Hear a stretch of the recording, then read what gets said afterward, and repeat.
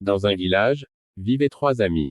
Tous les trois étaient des agriculteurs connus pour être les seuls à produire une nourriture très rare.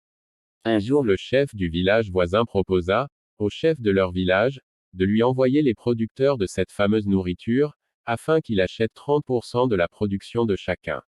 En effet, le village voisin était très prospère. C'est à cet effet que leur chef proposait d'aider ces paysans à agrandir leur production, afin que les deux villages en partagent les bénéfices. Le jour du marché, qui avait été conclu pour la vente, les trois amis prirent la route du village voisin.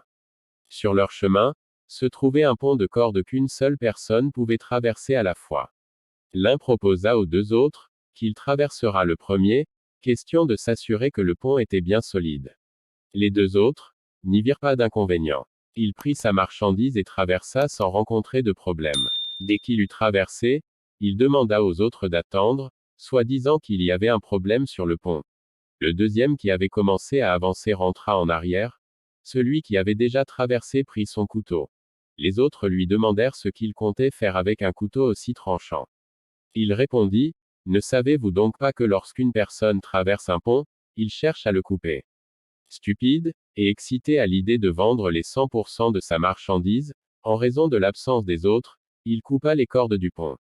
Mais malheureusement pour lui, son pied était resté accroché sur la liane. Il fut entraîné par le pont et tomba avec le chariot contenant sa marchandise, qu'il avait arrêté par réflexe pour se soutenir.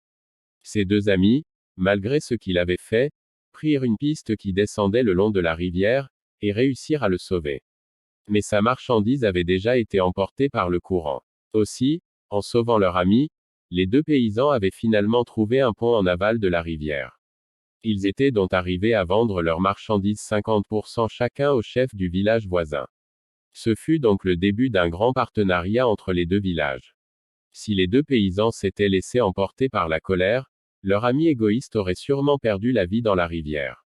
Si ces derniers n'étaient pas allés sauver leur ami, ils n'auraient pas découvert le pont qui mène au village voisin. Regardez jusqu'où l'égoïsme et l'avarice d'un homme l'ont poussé, et les conséquences qui s'en sont suivies.